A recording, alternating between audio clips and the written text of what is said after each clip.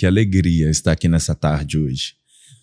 Eu me chamo Arlen Moreno, estou aqui com o pastor e regente, maestro Bruno Graça. Seja bem-vindo para mais uma nova temporada de testemunhos. Amém. Bom, para a gente, antes mesmo de dar continuidade, né, com o nosso objetivo e o propósito de estar aqui, eu quero agradecer, sou muito feliz pela sua vida, muito feliz pela vida da sua família. Amém. Né? E eu creio que através desse testemunho que será contado dessa temporada, né? Já passou uma temporada aí de testemunho, agora começa uma nova fase. Sim. Uns testemunhos mais que tem um objetivo mesmo de passar para as pessoas que existe esperança, que existe uma nova vida, que existe motivos para estar vivo, né? E hoje você vai contar um pouco a respeito disso, e que esbarra também na minha vida, que esbarra também em todo esse processo que tem acontecido não somente nas nossas vidas, mas na vida daqueles que vão ouvir e vão assistir o que o Senhor tem para falar hoje. Você está falando de vida e eu já começo falando que é hora para estar morto, né? Mas estou aqui. O fato de estar aqui respirando, de estar aqui conversando contigo e a gente poder explanar um pouquinho do que Deus tem feito. Eu digo um pouquinho porque são tantas coisas diariamente, né? Em casa a gente conversa que nós temos um testemunho todos os dias para contar, né? Então, o fato da gente estar aqui respirando, o fato de eu estar aqui sentado nessa mesa, falando um pouco do que Deus fez, da transformação, da mudança, dos confrontos, e desse testemunho lindo que o Senhor tem escrito, essa história, que Ele tem essa nova história, né? Eu ouvia sempre as pessoas falando de uma nova história, né? de um novo recomeço. Eu nunca entendi muito bem sobre isso, mas hoje eu vivo isso, né? E é diferente quando você ouve alguém falar e quando você vive. Verdade. Né? Como o Jó disse, né? Antes eu ouvia, te conhecia de ouvir falar, mas agora os meus olhos te veem, né? Então acho que eu estou nessa fase, os meus olhos estão contemplando na minha própria vida, não só na vida das outras pessoas, mas na minha própria vida o que Deus tem feito. Amém. Não apenas preparado, mas já tem feito. Já tem feito. No presente. E surtindo os efeitos também, né? Tanto na vida das outras pessoas, quanto testemunhos que elas têm demonstrado e tanto apreço mesmo e carinho, né? As pessoas ficam surpreendidas com quanta profundidade que né? Porque o Senhor não tem omitido Sim. Nenhum detalhe, é perceptível isso nos vídeos. E diante dessa intensidade, né, de hoje nós estamos vivendo num mundo onde que é tudo muito rápido, a comunicação é rápida, né, tudo é gerado através de 1 minuto e 30, e as coisas são mais complexas. E diante dessa complexidade, o Senhor o Senhor foi barrando algumas vezes em algum lugar para evitar você contar o testemunho, seja numa igreja, seja em um ambiente menos formal. O Senhor já teve esse cancelamento por conta da igreja por causa do seu testemunho, pastor? Na verdade eu acho que se a gente for olhar para a Bíblia, né, a gente vai ver que um monte de gente foi cancelada, né? por dizer o que precisa ser dito, né? Eu acho que hoje as redes sociais, esse lugar de fala, né, que todo mundo diz, as pessoas estão falando qualquer coisa. Eu acho que o lugar de fala não é para você falar qualquer coisa, é para você falar o que precisa ser dito. Exato. Né? E eu acho que a história da minha vida é essa, né? Porque eu não estou falando de ninguém, não estou falando de outra pessoa, eu estou falando de mim, estou falando do que Deus tem feito, né? E nessa temporada de vídeos que postei nas redes, né, contando alguns detalhes difíceis, né? Como diz minha esposa, tem hora que a gente tem que ir lá no baú, né, revirar o baú. E quando a gente revira o baú, a gente não encontra só coisas boas, né? A gente encontra coisas tristes que nós não gostaríamos de encarar, mas precisei revirar o baú. E confesso que quando comecei a falar sobre o testemunho, sobre o que Deus fez na minha vida, não foi fácil, né? Eu caí em vários momentos, em muitas lágrimas, em momentos de lágrimas, e lágrimas que eu posso dizer que são de arrependimento, né? De vergonha do que fiz para Cristo e para tantas pessoas, né? A palavra de Deus fala que se você quer dizer que você serve a Ele, então alimente a viúva, o órfão e o estrangeiro, né? Exato. Então acho que a gente às vezes tem essa ligação divina com uma coisa muito flutuante, né? E Deus é real. Ele é real. Ele se manifesta através das pessoas. Exatamente. E quando Deus não se manifesta através das pessoas, outras coisas são manifestas através das pessoas, né? E nessa história, eu vou já começando a responder sua pergunta, né? O primeiro cancelamento, que eu posso dizer assim, começou mesmo no Instagram. Porque as próprias pessoas começaram a me escrever, mas será que tem necessidade de você falar sobre essas coisas, né? Falar que você, por 10 anos, fazia cocô na roupa porque você não conseguia controlar? Será que você precisava mesmo dizer que você foi abusado sexualmente por tantos homens assim, por tantas pessoas da sua família e depois pelas pessoas que também não eram da sua família? Será que precisava você mergulhar tão fundo assim? Acho que não tem... algumas pessoas escreveram assim, desnecessário. Sim. Né? Então acho que ali começa um cancelamento. Porque desnecessário, mas desnecessário para quem? Para quem e para o quê? Exato. Porque tem tantas coisas desnecessárias que são totalmente aceitáveis. Que são ditas, né? Que são ditas, que ninguém se importa, né? Tem a questão, ninguém se importa. Mas quantas pessoas estão morrendo, quantas pessoas estão perecendo por falta dessa coragem mesmo. Exato. O Senhor disse algo interessante a uma fala atrás, que foi sobre essas lembranças, se o Senhor voltar de novo nesse baú e lembrar que você tinha vergonha mas hoje o Senhor não está nesse lugar mais, e é por isso que o Senhor não tem vergonha de abrir isso, porque este passado ele não te condena mais, esse passado ele não condena, porque o Senhor aceitou que Cristo pudesse trazer essa transformação nesse período. Exato. Então o que eu acho muito bonito, o que eu achei muito bonito é que é a coragem do Senhor de dizer, olha, quando eu acessei esse baú, eu tive vergonha de ter acessado o meu passado, mas hoje eu não tenho vergonha de falar o que aconteceu. Exato, porque na época que eu estava... Então, para as pessoas que não assistiram aí os episódios, vídeos, né, os episódios atrás... Foi pelo Instagram? Foi no Instagram, né?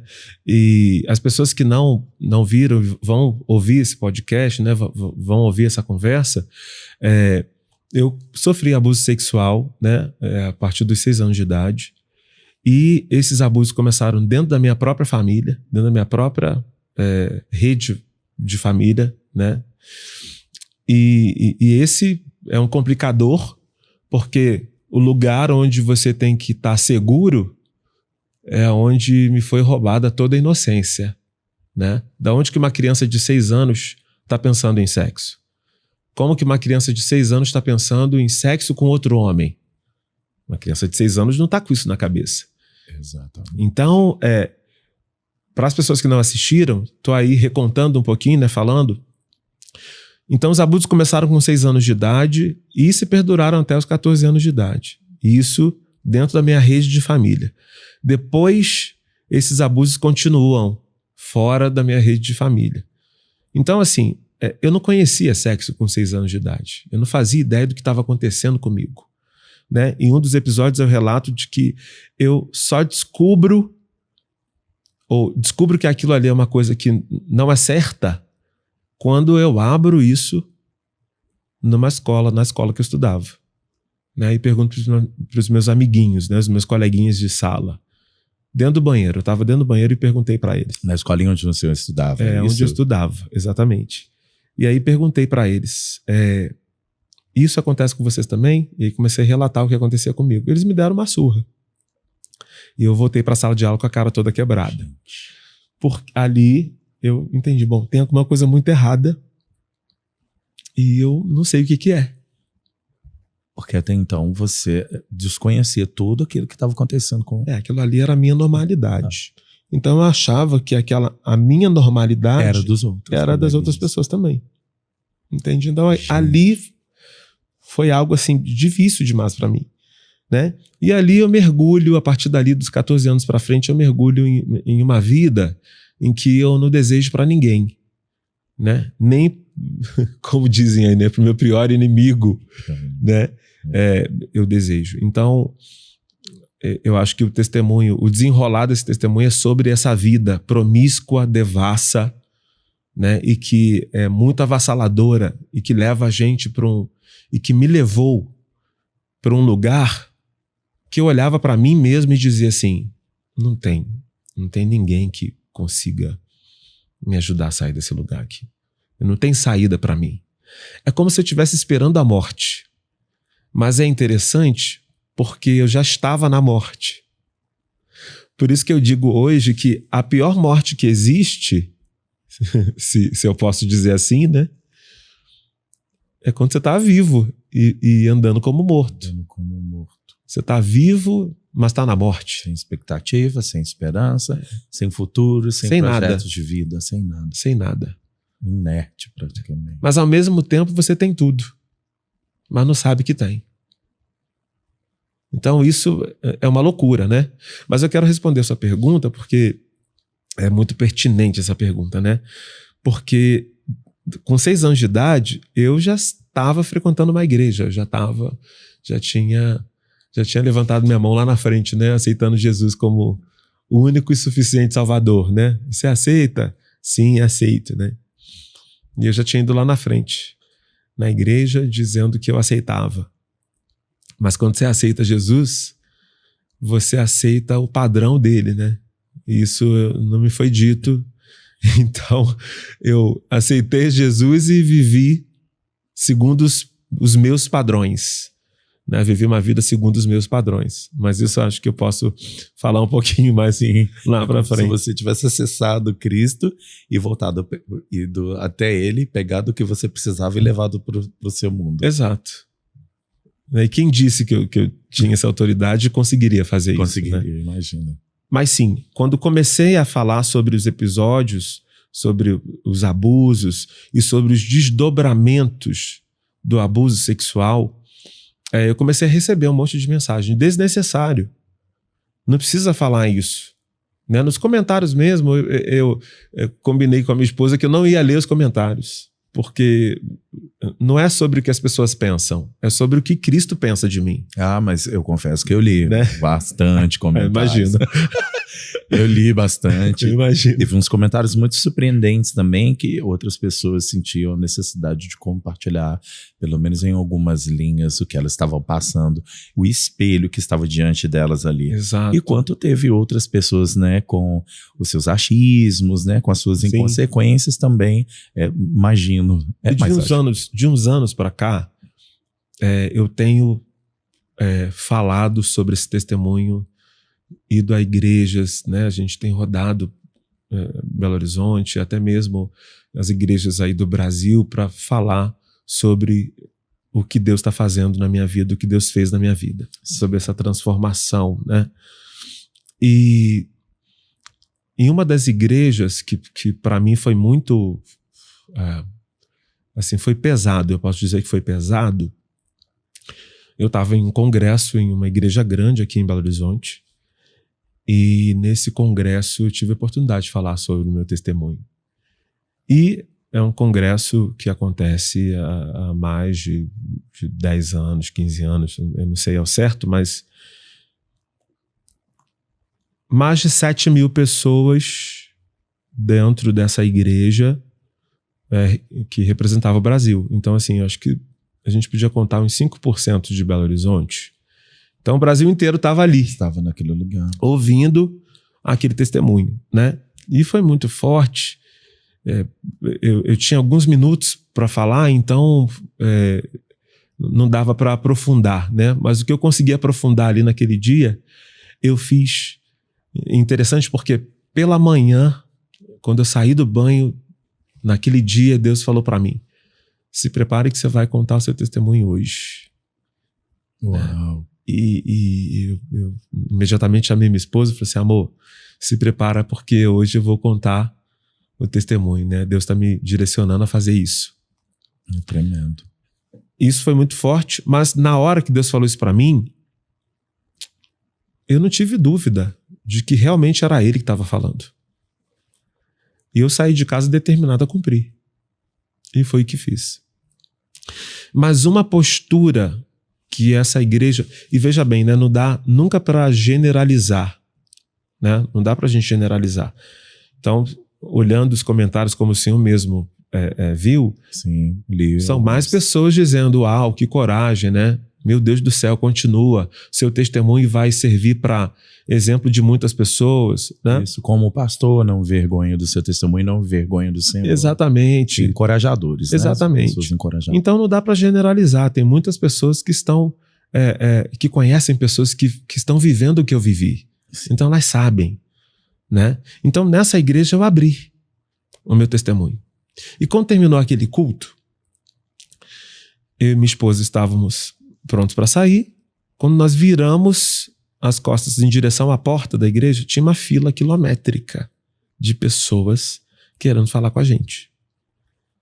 E ali as pessoas foram chegando. E elas pediam oração.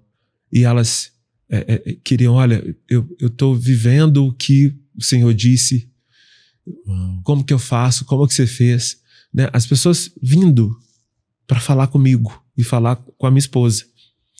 Porque a minha esposa também tem um testemunho muito forte, né? E se não me falha a memória, eu dei uma pincelada também sobre o testemunho dela naquele dia, mas só dela estar casada com um cara que viveu tudo que eu vivi, assim... É um boom, né? É uma explosão. Exato, é uma explosão. Uma explosão. Como que é isso, né? Como que é essa história? Como que é essa família, né? E nós começamos a atender as pessoas.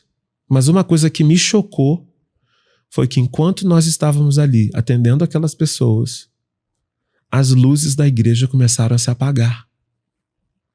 Gente, não teve ninguém que ficou em... Não, as luzes começaram a se apagar. Era como se eles dissessem assim... O cancelamento, né? Exato. O cancelamento veio através das sutilezas mesmo do apagador. Exato. E sabe o que eu pensei? Eu pensei assim: meu Deus, a vida dessas pessoas já tem escuridão. Por favor, não apaguem essas luzes. Meu Deus, que forte isso, hein? Não apaguem essas luzes, mas as luzes começaram a se apagar e a gente precisou chegar num ponto de só apertar a mão, de cumprimentar e liberar a pessoa.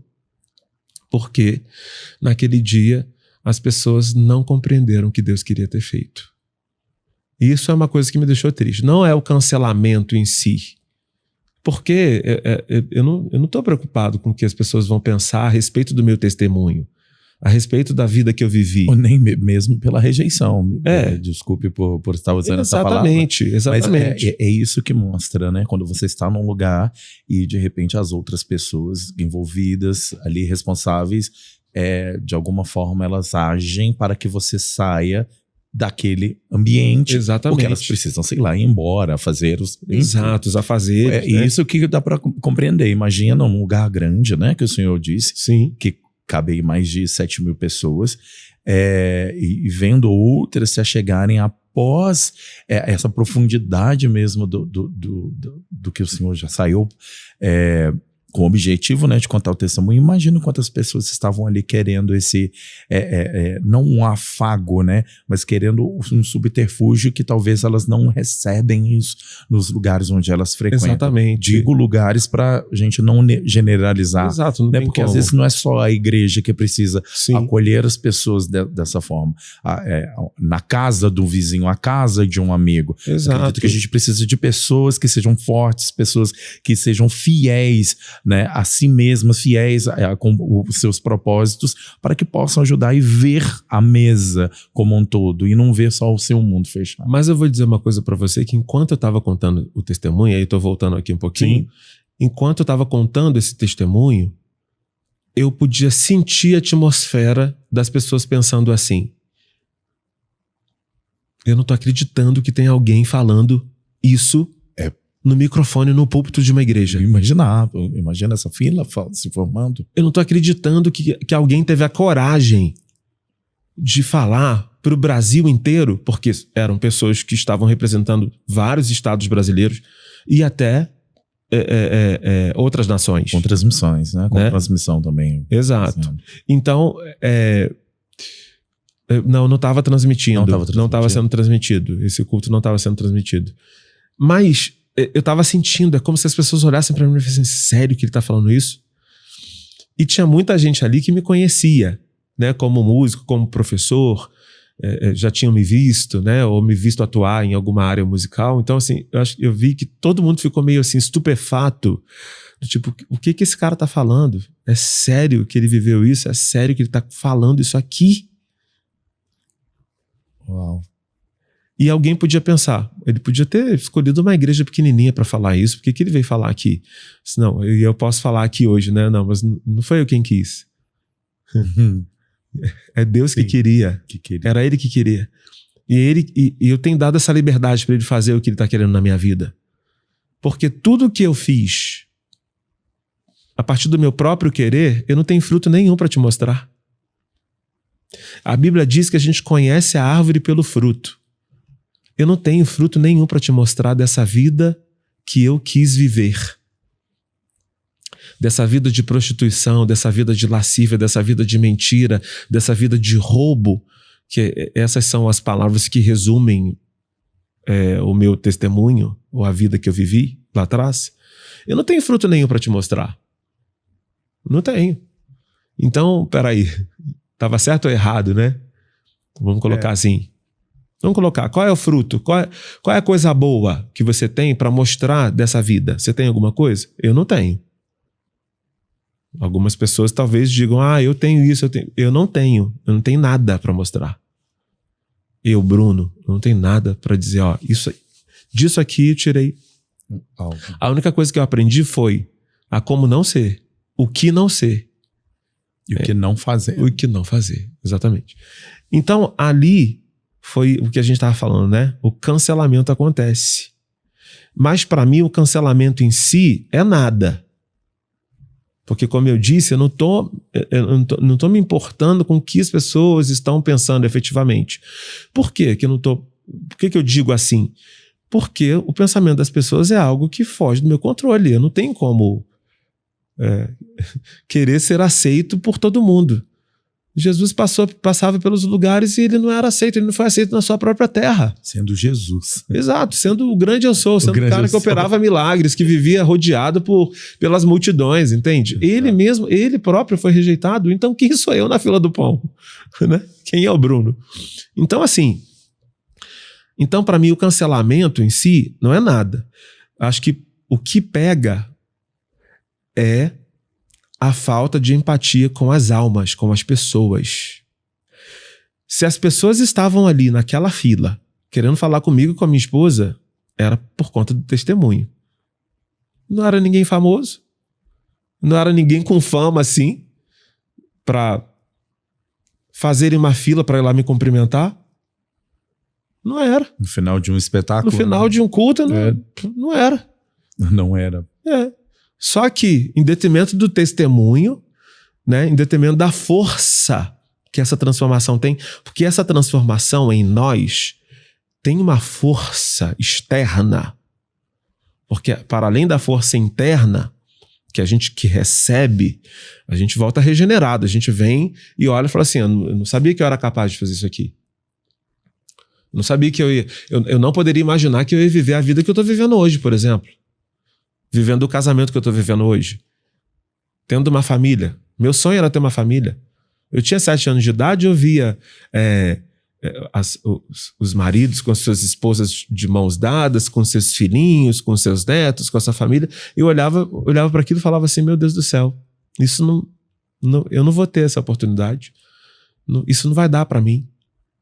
Olha como é que eu sou. Olha quem eu sou. Olha que eu sou homossexual, eu sou gay. Isso não vai dar para mim. Olha a minha cabeça, olha os meus desejos. Como que eu vou fazer? Então, o cancelamento, o fato das luzes terem se apagado em si, não foi o problema. O problema é que se não tivesse ninguém ali, ou só eu e minha esposa, ok, podem apagar a luz, a gente já tá saindo. Sim, mas tinha uma fila de almas, de pessoas. E isso, cara, isso foi tão forte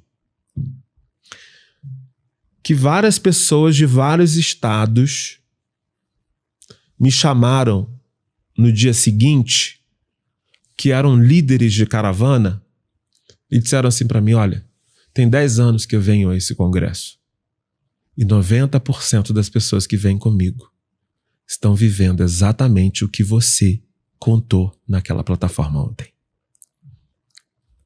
Uau! E aí eu entendi a magnitude do que Deus queria ter feito. Porque o cancelamento não é com o Bruno. Eles cancelaram o que Cristo queria fazer. Eles não cancelaram o que... Não. Ali eu só era um instrumento. Deus usou a minha história para chegar ali e falar, ó, fale o que eu fiz na sua vida. Amém. Eu não quero ser como Balaão que não enxergou o anjo. Sim. Deus falou comigo, aí ele vai ter que usar a mula? Não, ele falou comigo, sim senhor. Então ali eu fui um instrumento para dizer o que Deus queria. Eles não me cancelaram, eles cancelaram a Cristo. Eles cancelaram a vontade de Deus para aquela noite. Eles cancelaram o que Cristo queria fazer. Era um mover, né? Ele queria fazer um mover. Exato. Eu entendi que ele queria mudar aquela programação por causa daquelas almas. Porque Deus muda uma programação por causa de uma pessoa. Muda. Por isso que a palavra vai dizer que, meu Deus do céu, uma alma vale mais do que o mundo inteiro. Vale mais do que o mundo inteiro. Então ele muda toda uma programação por causa de uma pessoa. Ele mudou a programação de várias pessoas por causa de mim. Eu sei disso. Eu sei que ele fez isso. Eu sinto que ele fez isso. Eu tenho testemunha viva, ocular, de que Deus fez isso por mim. Então por que não ia mudar uma programação que está no papel por causa de almas, por causa de vidas? Então o cancelamento da igreja, que tem que ser de Cristo, o cancelamento da igreja que deveria ser de Cristo, está cancelando o próprio Cristo. Gente. Como que é isso, né? Não, para e pensa, cara. É a noiva que ele vai vir buscar, né? Só que aí, Arlen, eu precisei até usar de misericórdia na minha mente com relação a isso. E com a mesma misericórdia que eu recebi. Que a palavra diz que se você julgar, na mesma medida que você julgou, você vai ser julgado. Então, a mesma misericórdia que eu recebi, eu tive que atuar. Sabe? Porque senão você começa a julgar. Você entra numa de julgar a igreja, de julgar as pessoas, e não dá, como a gente disse no início da conversa, não dá para generalizar. Não dá para generalizar. Algumas pessoas estavam ali e ficaram assim, meu Deus do céu, fala mais. Meu Deus do céu, porque chegou uma pessoa perto de mim e falou assim, meu Deus, você tinha que ter pregado naquela noite, você tinha que ter falado, você tinha que ter ampliado. Sabe? Então, aberto o leque, exato, né? Como diz. Exato. Então, assim, o cancelamento não foi com o Bruno e com a minha esposa. Não. Foi uma falta de respeito, né? Mas o cancelamento, eles cancelaram o que Cristo queria fazer. Ah, mas então você está falando que o homem tem esse poder de cancelar? Eu costumo dizer que o homem tem esse poder de cancelar o que Cristo quer fazer. Eu costumo dizer que existem duas grandes vontades, a vontade de Deus e a vontade do homem. Né? Então, assim, quando você toma a decisão, Deus não interfere na decisão que você tomou. Mas se você pede a opinião dele, ele vai dizer. Exato, ele não é carrasca. Exato. Então, por isso que ele deu o livre-arbítrio. Para quê? Para você ser maduro, para você tomar as suas decisões e fazer o que você precisa fazer. Então, ali, a gente começa a ver o estado em que a noiva, a igreja está. Né? E eu comecei a ver o estado que eu estava. Então não dá para você ver uma situação acontecer e você não se colocar dentro daquela situação. Aquela ali era a igreja que eu era. O senhor era... Eu era um cancelador. Eu era um cancelador do que Cristo queria fazer através de mim na vida das pessoas. Eu era um cancelador daquilo que Deus queria me usar para fazer na vida de outrem, ou na minha própria vida, ou na vida de alguém da minha família, que seja. Eu era um cancelador da vontade de Deus. Eu era um cancelador de promessas. Eu era alguém que me colocava como uma pedra de tropeço na vida das pessoas. Na vida daquilo que Deus queria fazer na vida das pessoas. Então eu olhei aquilo e eu falei assim, meu Deus do céu, eu era exatamente esse. Eu era exatamente esse. Eu era esse cancelador. Mas sim, a igreja está cancelando Cristo.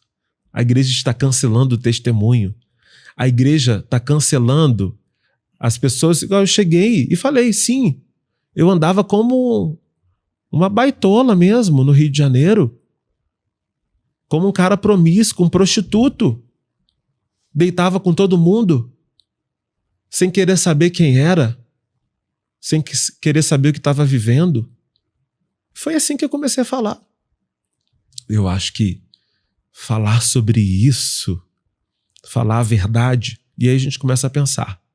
Porque a palavra vai dizer, a verdade vos libertará. Sim. Conhecereis a verdade. Só que a verdade hoje, ela tá assim, é a minha verdade, é a sua verdade, é a verdade dele, é a verdade... Ah, eu tô aqui para dizer a minha verdade.